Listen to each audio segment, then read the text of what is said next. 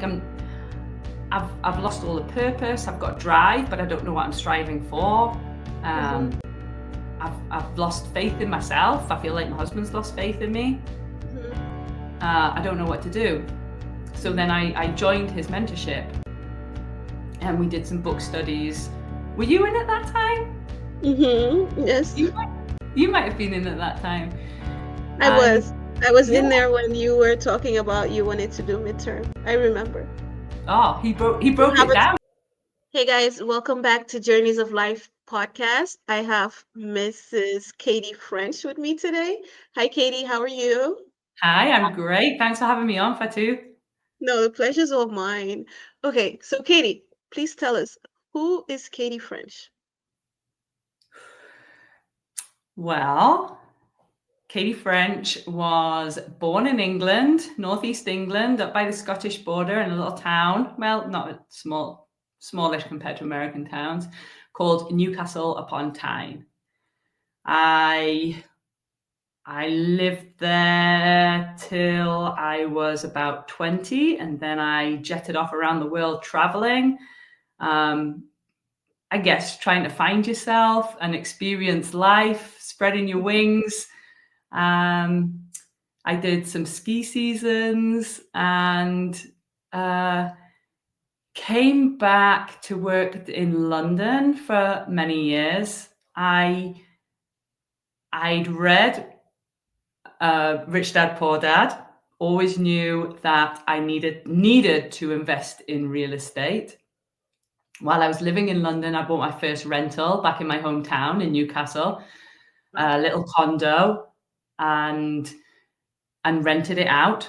So at 26, 27 years old, I bought my first rental property and managed that myself while I was living in London.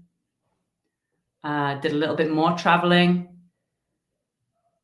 I met my husband, and I knew from when I met him, he always wanted to move back to the US. He'd studied in the US previously and headed back to England for to finish something. So is he American? No, he's English. Okay. But he'd done a PhD in America. I think he got he just had it in his blood that he needed to go back. And I always knew that from the day I started dating him. So in 2016, he got a job offer actually at the University of Notre Dame.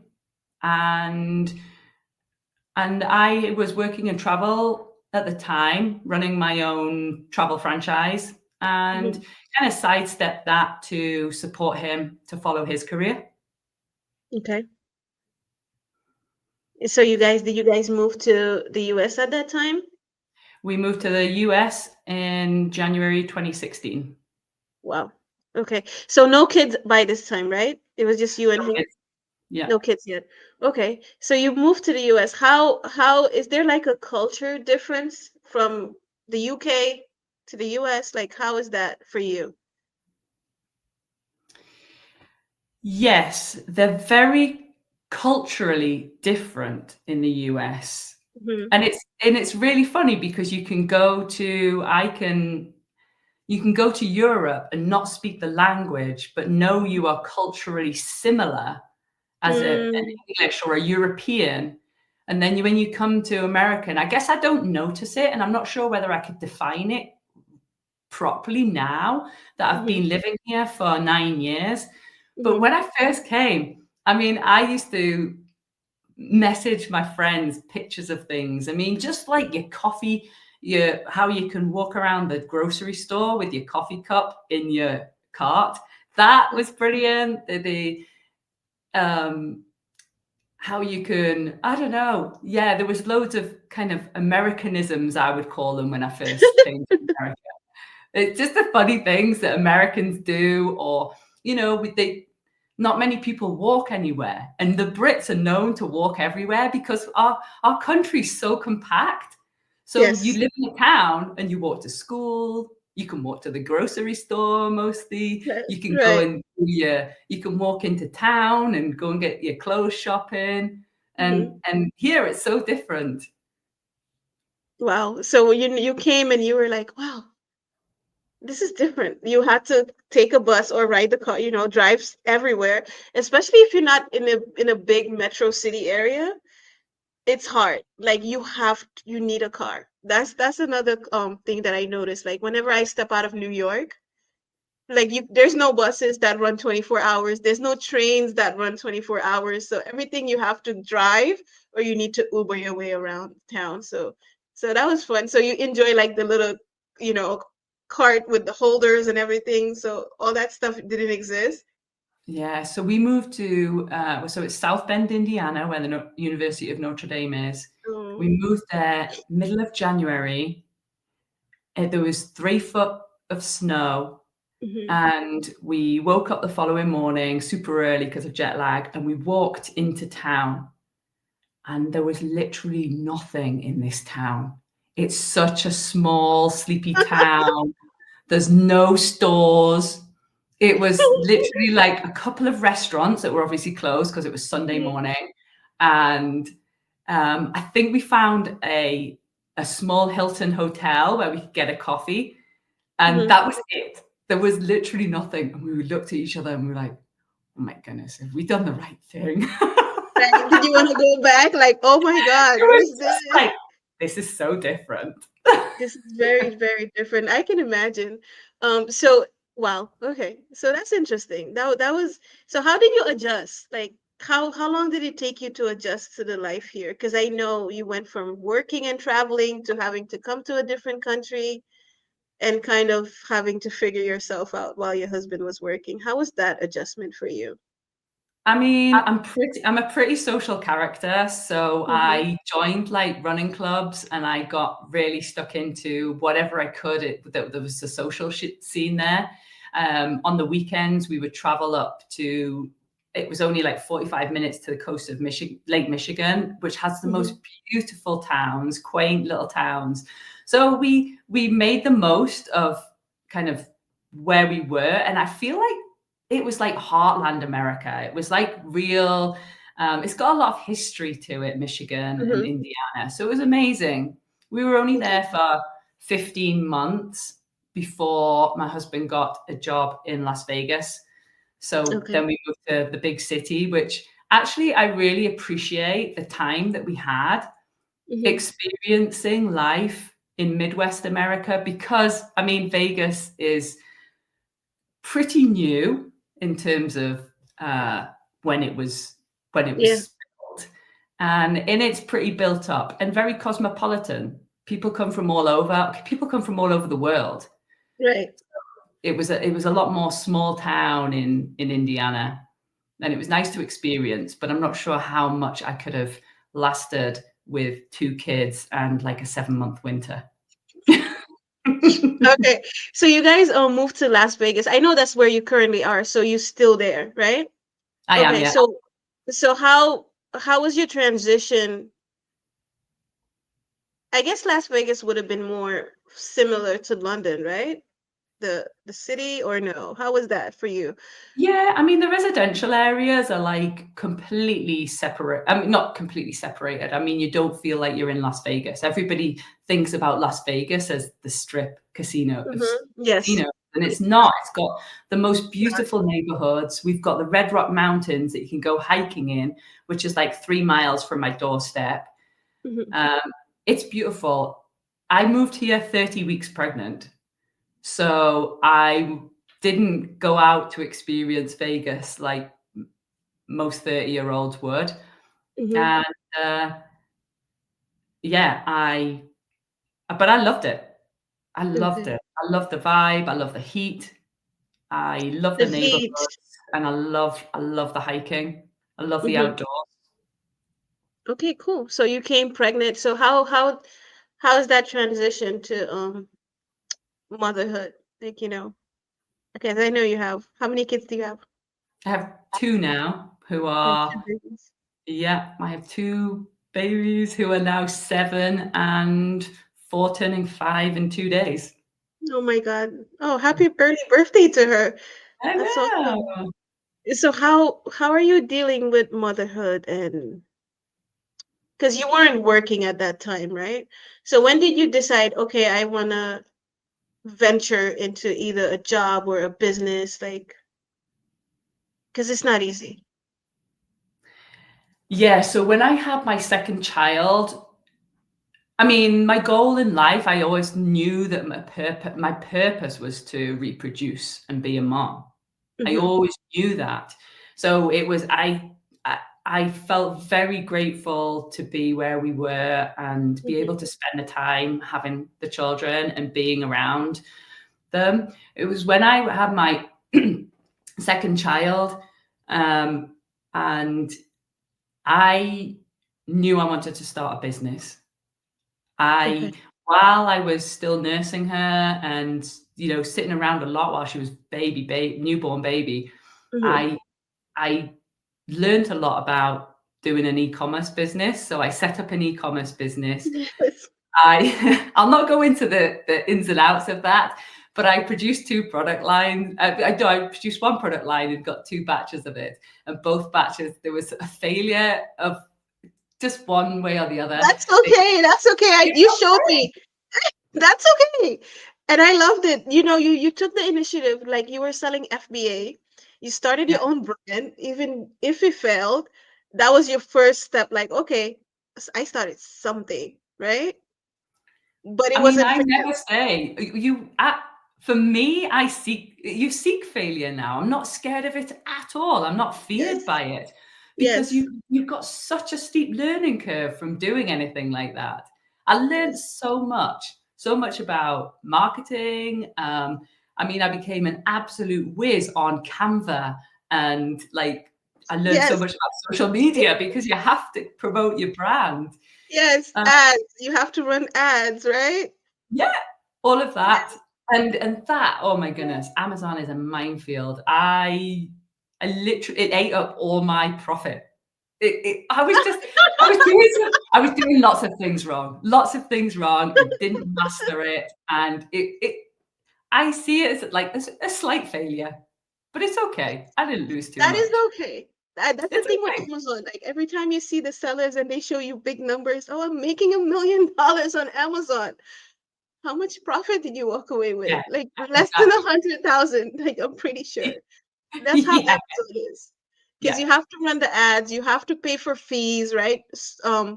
The return, customer returns, you have to purchase the products, all of it. It literally does eat up your profit. It's close to Oh, 50% minimum. If you know what you're doing, you're gonna hover around the 40-50% mark, yeah. with Amazon fees. It's just another animal. It's another Yes, animal, and it's I didn't master the animal, and after 2 batches, I was like, "No, no. I am done with this animal." Yes. Yes. Okay, so we have a failure, which is literally just first attempt at learning. You learned a lot, right? Which is good. So then what happened? How do you transition from failing businesses with two little kids and then how was your mindset like? I mean, my mindset was still pushing forward at this time. I still Mhm. wanted to invest in real estate as I always did. So and suddenly Pace Morby, I don't know what I clicked on, but he was coming up in every ad, every time I clicked on Mhm. my phone, Yes. he would come up and I'm like, "You can really buy a house with no mortgage and no money down? No way. No Mhm. way. Okay, Mhm. I need to learn more about this."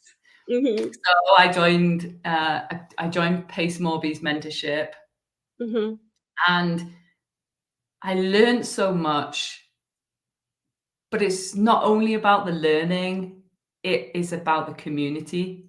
I Yes. mean, y I mean, I feel like I know you, and we've never met, Yes. but we see each other on Zooms, and we network in the chat, and you chat to people. Did we meet on Yes. Customs? Yes. We did Yes. too. Yes, you were on it. So I'll give you a brief journey of my experience in Sub 2. I joined Sub 2. I went on one of his, like a few weeks after I joined, I was still drinking from the fire hose of all the information in there. Mhm. I joined a multi-family elephant challenge or something. I Mhm. learned so much. I always think Mhm. all these things are placed for a reason, honestly. And then I did a lot of outreach to wholesale. I was joining teams. I was chasing shiny objects. I was trying to invest in Vegas. Then I would join other people in different states. And after 8 months, that is when my mindset went. And my daughter, my second born, was then 2, going on 3.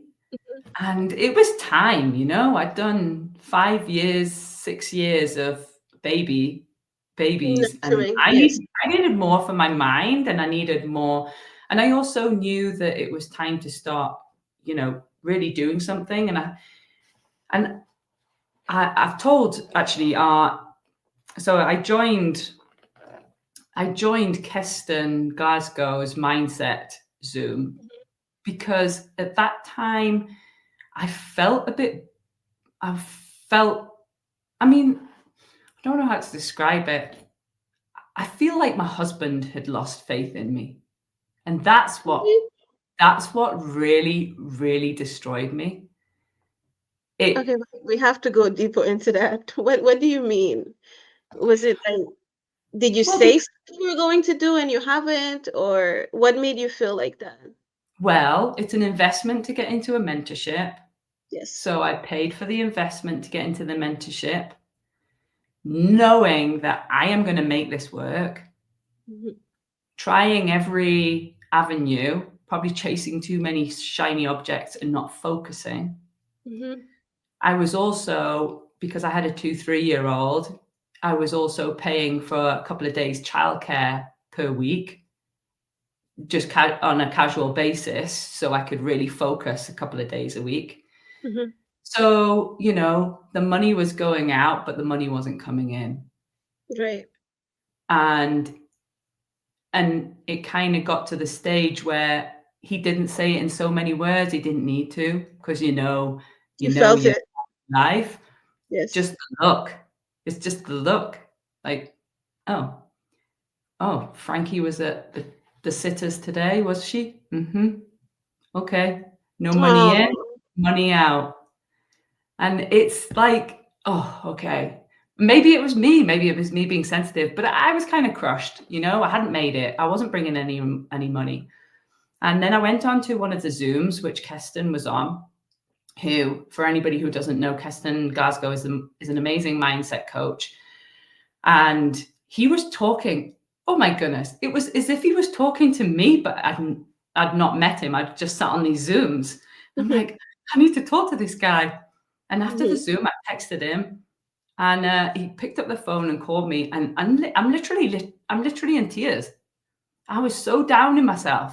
Like I've lost all the purpose. I've got drive, but I don't know what I'm striving for. Mhm. Um, I've lost faith in myself. I feel like my husband's lost faith in me. Mhm. I don't know what to do. So Mhm. then I joined his mentorship, and we did some book studies. Were you in at that time? Mhm. Yes. You you might have been in at that time. I And was. I was yeah, in there when you were talking about you wanted to do midterm. I remember. oh, he You broke it haven't down, didn't started. he? Yeah. Yeah. So Yeah. So how, wow, that's tough. That's tough. I just want to give you a hug for that. That's not easy, feeling like that. And how did you overcome yourself? Because I think it was mostly like just overcoming yourself and like, okay, enough is enough. I have to now show myself that I can do this. So what happened? Because now it's amazing, but what happened? well, I feel like there was a few tools that were highlighted in Keston's mindset Mm-hmm. mentorship that I really applied. So Mm-hmm. I think one huge one. So background about me: I'm from a family of my parents were teachers, Mm-hmm. believed in education, uh, believed that money didn't grow on trees. kept telling you that money doesn't grow on trees and there Yeah. was always All the budgets stuff for you your have to household. lose. Yeah. Yeah. And I think I learned from the mindset Zoom that actually we create our destiny. It's what we imagine, and we can absolutely crush all of those paradigms. And I was brought up with so much patience, so much I don't know, they brought me up so well, but there was some paradigms that I wanted to crush because they weren't business minded. No. And they were amazing in other ways, and I really, really, really respect and look up to my parents. But I wanted to crush the paradigms that I was brought up about money, Mm-hmm. Money about blocks. I call them about money blocks. money blocks, Yep. and also about putting yourself out there. Yeah. My mom is such an amazing mom, but she's so reserved. She's very shy in herself. So she goes, oh yeah, I don't know how you could put yourself out on social media. So Aw. like, Yes. yeah, Yeah. you have to crush those, and you have to, You have to. you have to go out there and market and Yes. and Oh yeah. and push yourself forward as a business, as an entrepreneur. You really do. So I really had to crush those. So just knowing that, you know, um, knowing how these really successful people or really successful idols are no better, and it is literally just their mindset that Yes. drives and strives them Yes. forward was eye-opening to me. Mm-hmm. Wow. And then what happened? You were like, I just have to do it. What Well, what then, what took you from zero? Okay, well, you have to tell us what you're doing now and how it, at that time you were having a lot of doubt, right? A lot of things you needed to overcome. So how did we go from zero to one? Because I know from one to 10 to 20, it was like, woo. So how do you go from zero to the first one? Because that's a big hurdle. I think the first one is always the hardest. yeah, I think so. Yeah. So what's shifted for you to just like, I'm just gonna do it and just get one? Well, I had laser focused. I do Mhm, midterm rentals, mhm, and I had laser focused on midterm mhm, rentals. So I literally put my blinkers on to anything else around me, and I didn't mhm, let anything else disturb me. I was binge watching Jesse Vasquez mhm, YouTube. I was understanding what um, what my brand was going to look like, mhm, what I was offering, who my clientele was, mhm, and I was imagining it all the time. I was thinking about it in the mornings when I got up. I'd go to networking events and thinking that I was thinking that I was talking like hot air because I wasn't doing any of this stuff, but mhm. that's what I was focusing on. So when people would go, "Oh, what are you doing at the moment, Katie?" I'd say, "Oh, I'm focusing on midterm rentals." Right. And that's when a couple of people said, "Oh, I've got a property. I've got to move back to Europe. Do you think you could? Do you think you could help me rent it out?" And I'm like, "Oh, Mhm, wow. Okay, sure." And then mhm, another friend at school pickup said, I've got a unit. It's been vacant for months. Do you think you could help me mhm. rent it out?" I'm like, wow, things are really aligning. I'm not I'm Yes. not I'm not even doing the thing. I'm not even Yes, doing you were the thing in I told alignment. my whole life, but I Yeah. believed it. What I was doing was I was training myself to believe that I knew I could do it. Mhm. And Well, it started aligning. yes. Because you finally started doing the visioning, like, feeling like you were doing the thing and actually embodying it, right? Because you started embodying what you wanted. So you're like, I'm focused on in midterms, and then the opportunity just started knocking.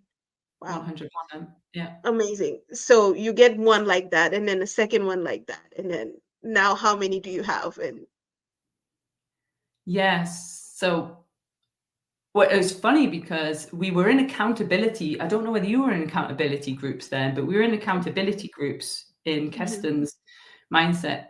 And I'd said this week, I said, I feel like once I'd got my first booking, Mm-hmm. I said, I feel like I really need a business partner. That's Mm-hmm. what I need. And I'd said that. And that week, it was funny because we were on this WhatsApp investor chat that we have in Vegas. Mm-hmm. And I saw somebody else posting, oh, I have a request on one of my properties, but I don't have any vacancy. Does anybody have a 3-bedroom house? And I said, oh yeah, I've got two houses that I'm trying to fill. Let's see if either of these match. And then she knew I had 2 properties, and I knew she was getting the requests. We kept on coming together, and literally within the next 2 weeks, we became business partners. And that's when we started. We took on 2 properties and arbitraged them. So that is taking a master lease. We furnished them, and now we rent out it for a shorter term. So we took on 2 properties doing that, and now, yeah, we came together and set up Ideal Stay a year ago. Tomorrow is our 1-year anniversary. And congratulations. Wow. So 1 year, in 1 year time from all the story you said, how many properties now do you have? Are you managing? Like, Yeah, so we have not bought any as a company. mm-hmm, We've been under contract with a few, but it's not worked out for one reason or another. mm-hmm, And we primarily operate in Las Vegas, mm-hmm. and we average around 50 rentals here per month. And we Woo! also have arbitraged 40 units in Mississippi, where we Woo! are serving construction contracts, and we have 40 units down Wait, there that, so, again, we've taken on a master lease, we've furnished, and we 100% operate. oh And my then we God, also had a workforce group that we had in last month. They just left 7 days ago, and that was a 50-person workforce group. So in amazing. furnished So units. proud. I'm so proud of you. I hope you're proud of yourself and you no longer let self-doubt, creep in. In 1 year, you went from nothing, from doubting yourself, from not believing you can do it, to like 90, basically 90 units, right? That's a lot of cash flow. What does your husband say now? Like, he's seeing what you're doing, like, and how are your kids also watching mommy do the thing, right? The mindset shift that you benefited from, but 1000% your kids are benefiting from. Yeah, I mean, it's all been a shift, and it's all a work in progress all the way Mhm. through, you know? I mean, that shift from being there all the time in the family, and because my husband has a very high performing job, he travels a lot. I have always been the soul, not the soul, but like the priority carer of the Primary, kids. yeah. Primary, sorry. Yeah. So I do the school drop-offs. I'm there all the time. Yeah. I have to make all the arrangements if I'm not there. Hmm. Whereas I ask, are you going to be in for dinner tonight, or are you going to be, you know, that's all there was to the agreement, because I was always there, and that's fine. But Hmm. now that shift has changed. We've had to alter ourselves, and our relationship has changed, and we have to nurture that. And we had an uneven time because of that, because Right. now he says, you're always working, you're always on your phone. Feel like I'm a third wheel, like, Aw. and but I didn't feel that was harming to the relationship. I felt like that's, wow, I've got to sit back, and what am I doing this for? You know, Right. you've got to. I've got to understand that I've got to put that time aside and really block that time to make sure that I'm still there and my kids know that I'm still there for Yes. them. And Yes. I've got to make sure we have busy lives. My husband and I have busy lives. So we've got to make sure that we make that time for each other. We turn our phones off and put them to the side. It's Right. so, so important. Otherwise, you're literally going to go off in that other direction. Yes. Absolutely. That is so true. Oh my God, that is so true. So you had to find balance. It's Basically, so you had to important. find You your know, balance. do you Yeah. know, I went back to, I mean, I still go into Keston's mindset. I Mhm. feel like I still need, sometimes I just need my mind reset and Mhm. strengthened and him Mhm. to just remind me. And actually, he's been doing a lot about relationships and Mhm. it helped me a lot. Mhm. Just, just to somebody to reassure you that, it Right. can be hard. It can be hard sometimes. Yes. And sometimes you do need to, whoa, whoa, whoa, like calm yourself down from your business, pull Yes. yourself back a bit. Yes. And because otherwise, you don't want to be successful and by yourself. And alone, which And your is what kids hate you happens. because you weren't there spending time with you. Yes, that's what happens to a lot of people. They finally get the goal, they finally reach the peak, right? And then they realize they're all by themselves at the top, Right? right? So it's like Lonely. talk to a lot of successful people and they tell you spend more time with your family, spend more time with the kids. That's what matters, right? Because otherwise you're gonna be at the top all by yourself. Everybody would have Totally. left. Totally. So And you you had think to step back. I had to. I Yeah. mean, just for a bit. And it was actually good. I mean, we went under contract with a multifamily Mm-hmm. literally when the kids broke up from for school for summer break. Ooh. And it was so busy because we were setting up units in Mississippi. So my business partner had flown down there. It was Mhm. only me here. We had 30 days to get in all the contractor quotes, deal with all um, we were raising money for it. We'd Mhm. never done any of this before. I literally just felt like I was just juggling. I was juggling life and probably not doing very good at any of it. But it Oh, was you're so doing a great job. well, I tried. Anyway, we came up there was a lot of things that didn't work out for that. But it was I kind of took a step back from that and went, wow, that was so busy. That And was that busy. was yeah. So how do you find time for yourself? Because you know the kids, the husband, the business. What about Katie's time? Like, how are you finding self-care, self-time, like, some self-love, I get giving up yourself the at credit? least an hour before the kids, and I go to Hmm. bed an hour after the kids. I make sure that that is my time. I get up at 5 a.m. Yeah. I I sit and have a quiet cup of coffee. I go to the gym, and then I'm back at 7, and that's it. Mhm. Life goes like Mommy. this. Yes. Woo! And then before bedtime, you have 1 hour to And yourself then I'm too. pretty strict with my kids' bedtime because I don't go to bed late. I go to bed pretty early. So I'm Yeah. like, no, this is mummy time. Like you Yes. you go to Yeah. bed, that's your bedtime. I'm going to bed an hour later, that's it. I love it. Okay, good. So at least you're finding time for you, which is very, very important. So It is. wow, amazing. So what is the future looking like? Do you think you're gonna keep doing what you're doing and scaling to a bigger level? Like, what is the next step for you? Yes. We have some really great goals, Mm-hmm. really big goals with our company. I feel like we've only just started. I Mm-hmm. feel like there's so much opportunity Mm-hmm. in our business and for our company. Um, I just set out a whole marketing plan and we're building a team. So there's 8 of us now. And I want a self-managing. I'm doing a lot of training right now to really train them up. But I essentially want to build that team and us as owners become owners and not the operators of the company. And Right.